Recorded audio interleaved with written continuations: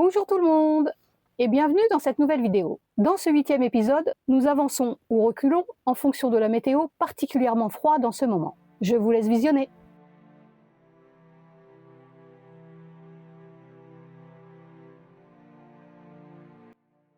On s'est mis dans un camping sur le golfe de Botnie, sur la mer Baltique, hier soir. Mais de ce côté-là du golfe, la mer était gelée. Donc les températures qu'on espérait meilleures, on les a pas eues. En tout cas sur la météo, elles n'étaient pas prévues. C'était pas -15, mais c'était -8, -11. Donc aujourd'hui, on a décidé de faire le tour du golfe de Botnie et d'aller en Suède pour récupérer des températures meilleures, de l'ordre de 0 à 1 degré. Et au moins d'être plus confortable pour nous et pour le camion. Cela dit, le chauffage marche très bien. On a 20 dans le camion marche très bien, il démarre bien malgré les températures négatives.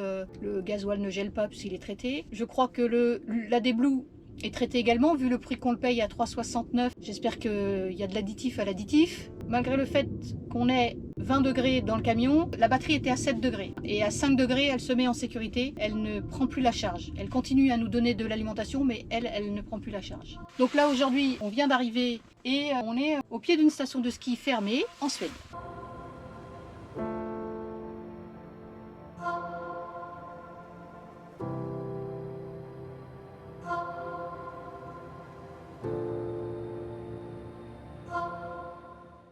Donc aujourd'hui on est à Arvijor et plus exactement au musée de Lapstaden. C'est une reconstitution des villages de Sami, puisqu'on est en Laponie mais du côté suédois. La ville-église d'Arvijor est extrêmement bien préservée. Les tentes lapones en forme de pyramide n'ont jamais été habitées de façon permanente par les Samis, mais servaient de logement pour la nuit lors de retraites religieuses. Les édifices sont encore aujourd'hui la propriété de ce peuple. C'est le plus grand village Sami préservé, avec notamment beaucoup de dépendances et de granges qui datent du XVIIIe siècle. Cette église date de 1902. Elle a été dessinée par l'architecte Gustav Emerson dans un style néo-gothique expérimental et possède 3 nefs.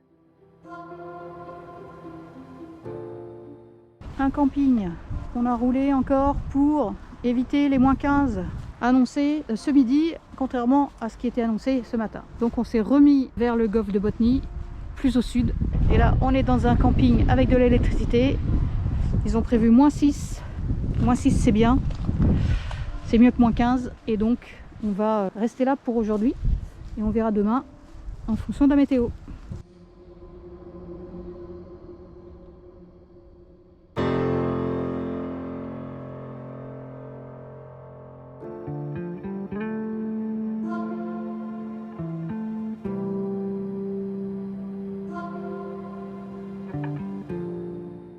Ça fait maintenant presque 5 jours qu'on joue avec la météo. On essaie de jouer avec la météo. Donc on a repris la météo ce matin. On a vu que peut-être on pouvait monter à nouveau. Donc on a refait le trajet inverse direction le nord. Donc là on est à Sorselé dans un camping. Normalement ce soir la météo annonce -6, -7. Demain on va avoir un ami qui est maintenant installé en Suède et qui fait des compétitions de chiens de traîneau avec son épouse. Et puis après, on verra, on prendra au jour le jour la météo pour savoir si on persiste dans le nord ou si on redescend tranquillement. Cela dit, le voyage ne s'arrête pas. On a quand même plein de choses à faire ici. Les visites se sont un peu arrêtées depuis 5 jours, puisqu'en fait on roule beaucoup et la route, les campings, c'est pas forcément intéressant, même si on est quand même au bord de l'eau. Parce que c'est de l'eau, hein. C'est de la glace en fait. C'est gelé, mais tout ça c'est un grand lac. Donc on poursuit les visites, les randonnées, les découvertes dans cette vidéo. On est au milieu de la forêt, au fin fond de la Suède, devant chez notre ami qui va venir nous chercher parce que le chemin n'est plus praticable. Déjà la route, 25 km comme ça, c'était pas facile.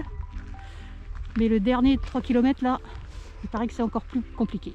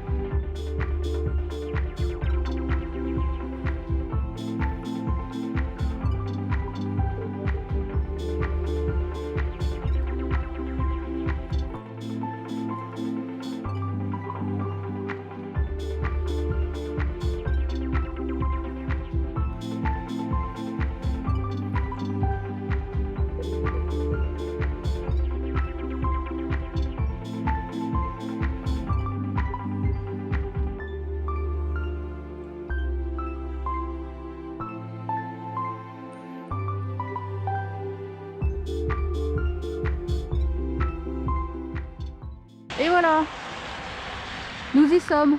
On passe le cercle polaire. Hop là, ça y est, je suis de l'autre côté.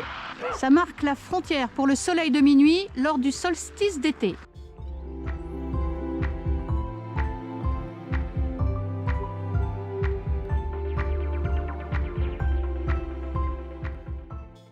Arrêt de jour au milieu de la forêt de Suède, entre neige et herbe.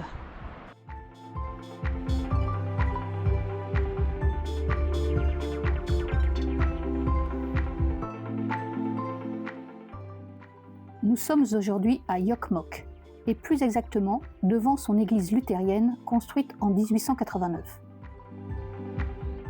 Nous voici maintenant dans le musée Sami, toujours à Jokkmokk, où on y raconte l'histoire des Samis, de la terre et du peuple, de la vie et de la survie dans un climat et un environnement exigeants. La Laponie s'étend sur 9400 km² dans les montagnes et les forêts du Norrbotten.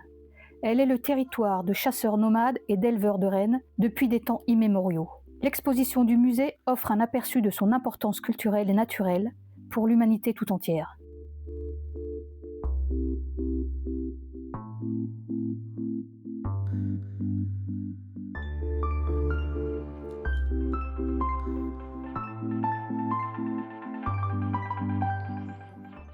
Arrêt du soir. Arats. On devrait être bien, du moins je l'espère. On va pouvoir profiter, parce qu'il est encore tôt, du soleil que nous avons retrouvé.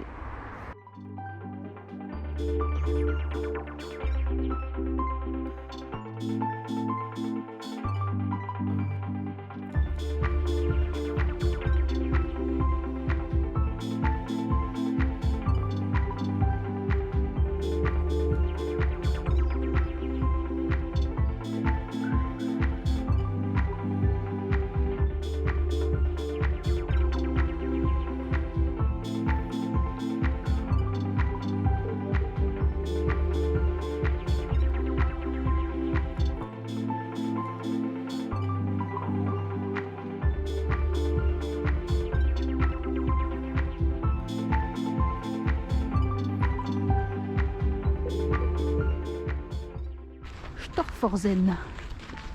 Allons voir, c'est rapide. Storforsen est une cascade sur la rivière Pit. Avec un débit moyen de 187 m3 par seconde, les rapides sont parmi les plus volumineux d'Europe. Ils s'étendent sur une distance de 5 km avec une chute de 82 mètres, dont 60 en une seule cascade.